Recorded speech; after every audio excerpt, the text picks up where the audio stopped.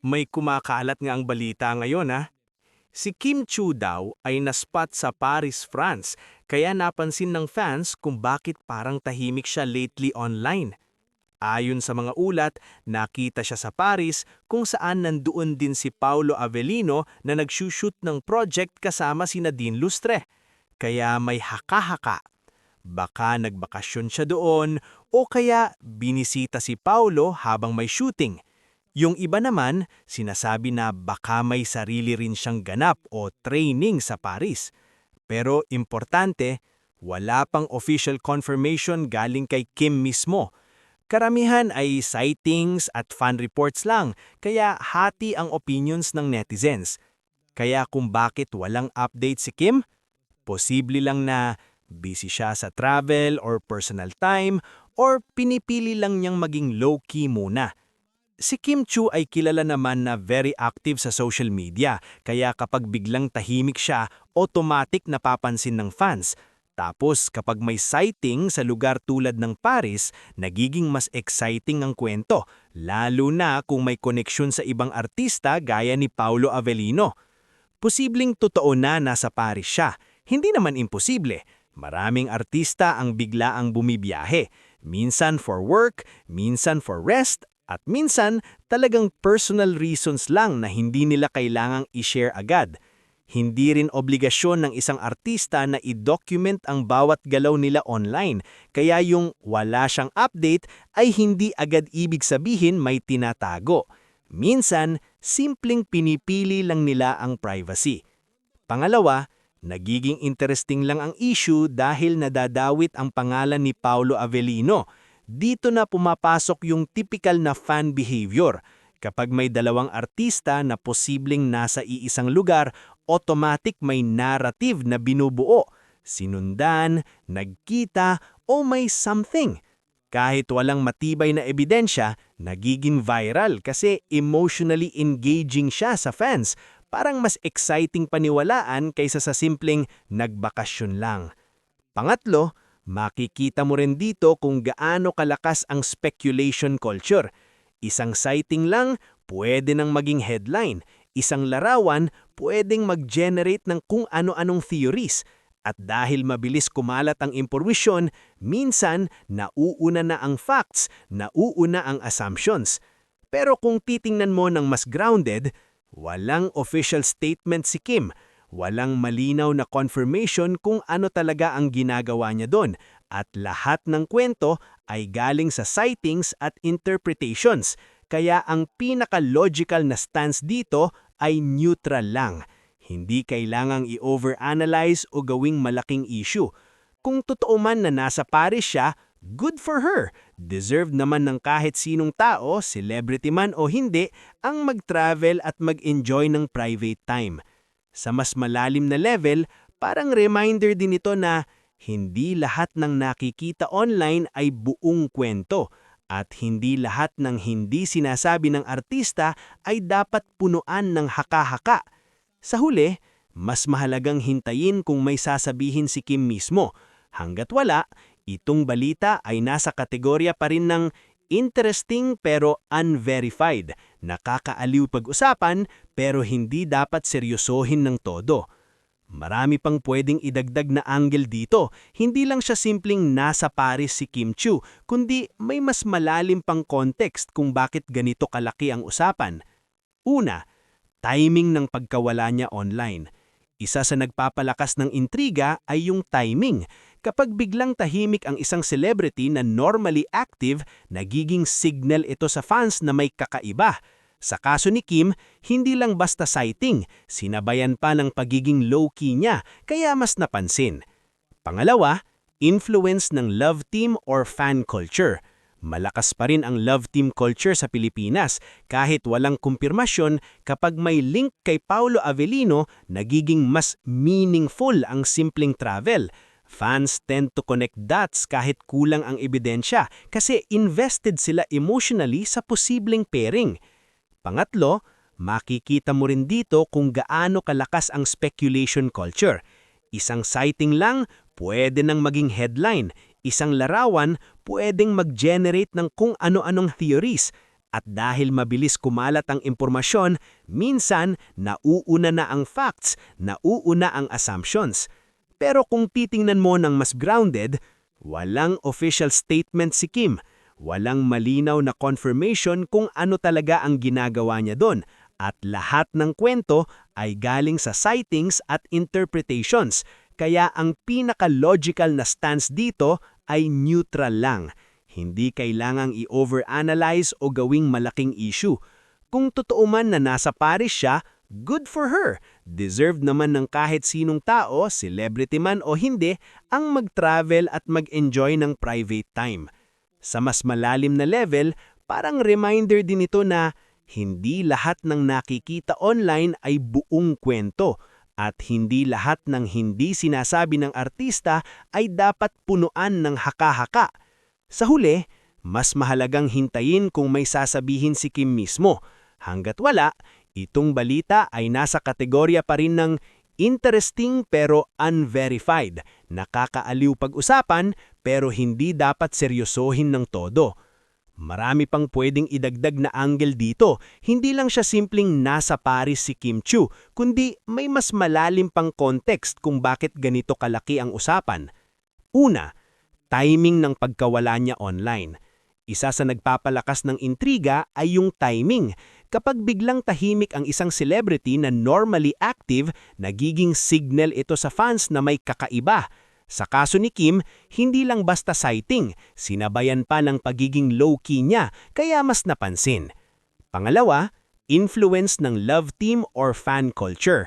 Malakas pa rin ang love team culture sa Pilipinas. Kahit walang kumpirmasyon, kapag may link kay Paulo Avellino, nagiging mas meaningful ang simpleng travel.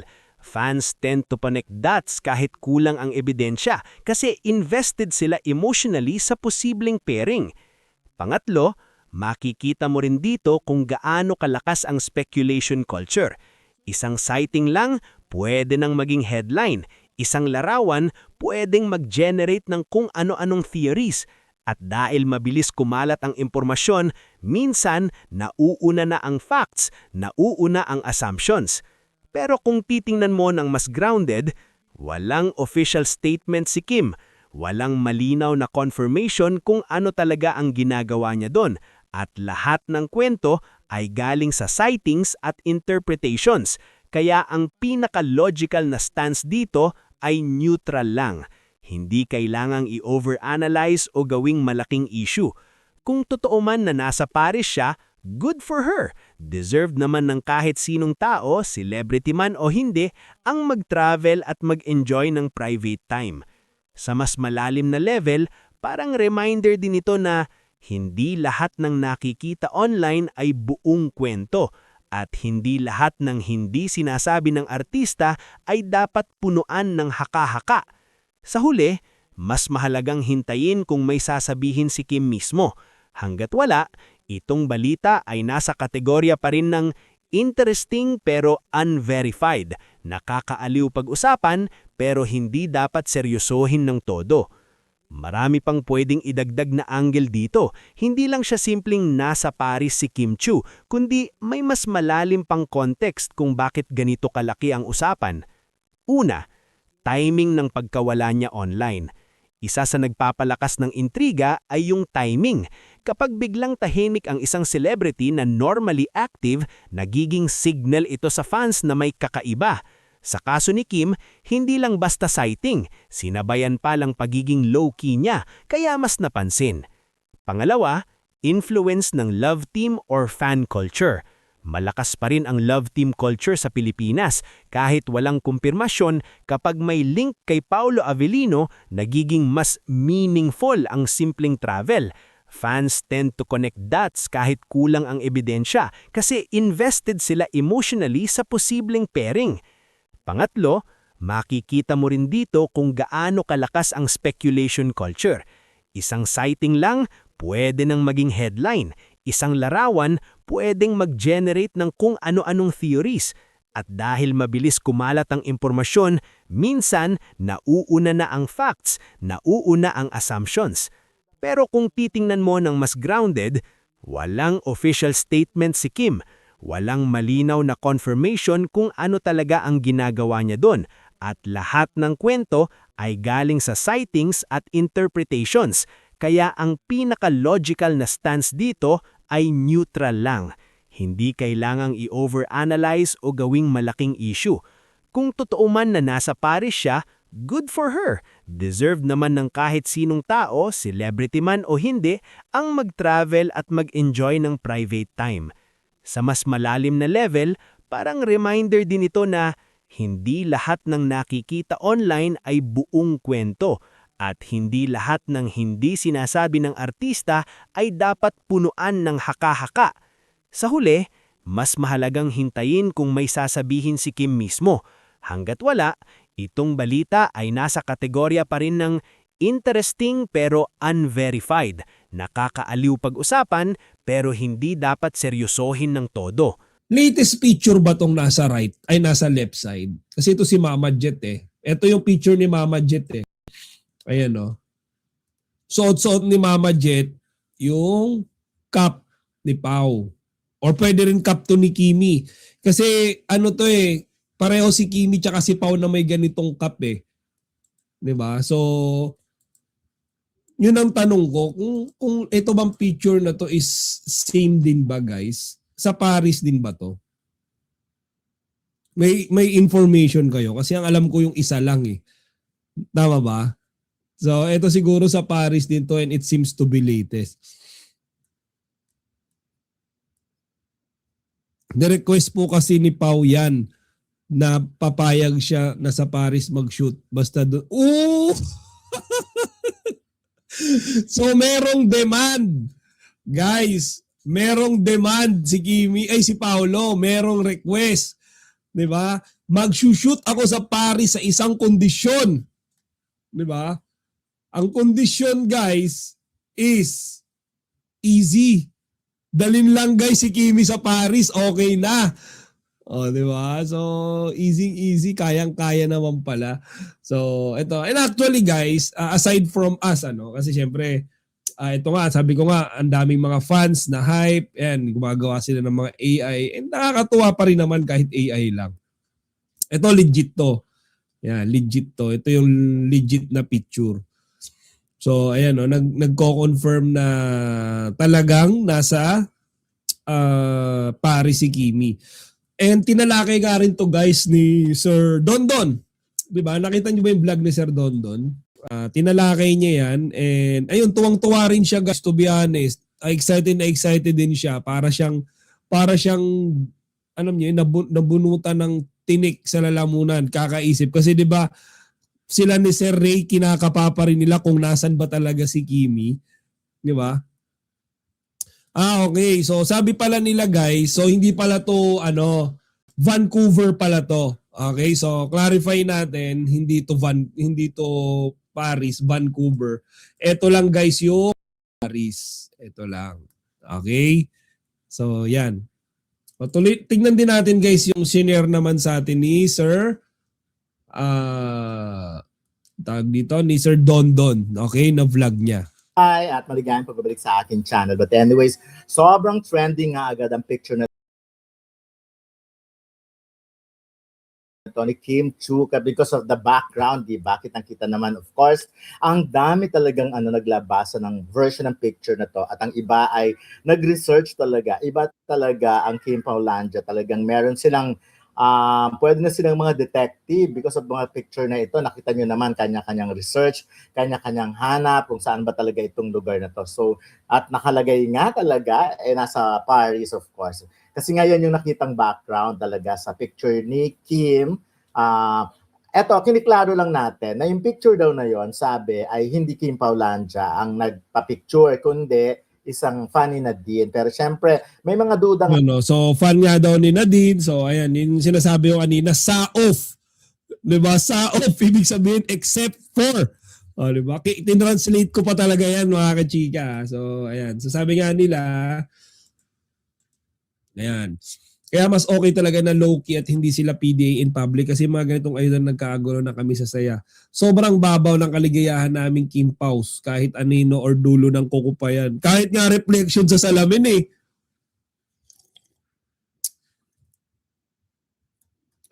there is something in the air of Paris that makes their love inevitable. Paris, an incredibly romantic and peaceful place. O, di ba? So, ang ganda guys, di ba? I mean, ang ganda nung timing nung lumabas na picture ni Kimi. Why? Because ang dami ng mga Kim Pao fans yung sumusuko, ang dami ng mga Kim Pao fans yung talagang nakakamiss. And dito sinabi nga kahit anino or dulo lang ng kukupayan okay na. Ito sobra-sobra pa to eh. Si Kimi talaga yun, nakangiti pa. Diba? Ang nagpa-picture, kundi isang funny na din. Pero syempre, may mga duda nga sila na parang sinasabi nila, baka pumayag. Pero sinabi kaya daw na pwedeng i-post na yon yung ngayon. Kasi syempre, di ba, sa ngayon, out of respect, dapat hindi pa pinopost yung real-time, real photo, especially kung wala pa namang Ayan o, ito yung mga patunay guys eh. Ang dami rin mga masisipag na fans eh, no? Yung matsatsaga talagang may ebidensya. Totoo pala talaga reflection sa salamin ni Pau. O nga, nung una hindi ako naniniwala doon na. Or, pwede din kasi Queen Catherine na wala talagang reflection doon si Kimi, pero kasama niya talaga si Kimi. 'Di ba? Possible na hindi naman talaga natamaan ng reflection si Kimi doon, pero kasama niya talaga si Kimi, 'di ba? information, o wala pa naman talagang galing mismo Ito, sabi dito, thank you for the pics. Never doubted how they really take good care of whatever they have. Less post means it's deep and true. And alam ko din na P will not allow them to be apart that long.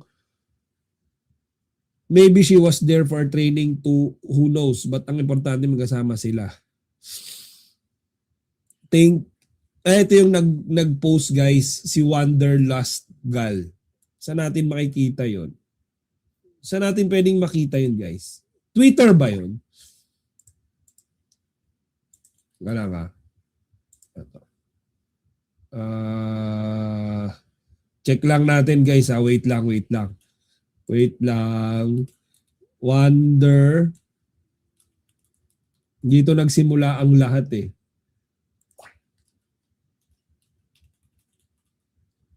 Ito.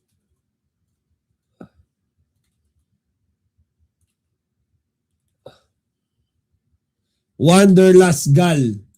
Tama ba? Thank you, Wanderlust Gal. Ayan, si Wanderlust Gal. Wala ko lang guys ha. Hanapin ko siya sa Twitter eh. Ayun! Ay. Eto guys. Oh, ito guys ha. Oh, ayan. Siya yung original na nag-send. Kimi, si Wanderlust Gal. Oh, ayan, pinagpiestahan na. Rendezvous part in Paris. Did they make a side trip to Netherlands with Nadine and BF? So, double date pala to, guys. Back-to-back double date pala to. Couple date pala to. Delicious for the next 5 years. You have no idea how much you live in the blood of Kim Pao. O, tingnan nyo, ang daming ginanahan, daming balik loob. Yung mga balimbing dyan, ayan, nagbabalik loob na. Ito guys in AI. Based on the details in your photo, this is a very likely in France, probably in a city like Paris or another European urban area. Ito Here's why. The green cross sign behind is a well-known symbol of pharmacy in Europe, especially in France where it's called pharmacie. The street signs south, which is French, means except. The overall street setup, signs, building, park cars also matches a typical French-European street scene. So the exact photo can't be pinpointed from this photo alone, but the country is almost certainly France. Di ba guys? Ayan na. Kaya pala si Kimi hindi nagpaparamdam. Nandun pala. Kasama si Papi Pao sa City of Lovers.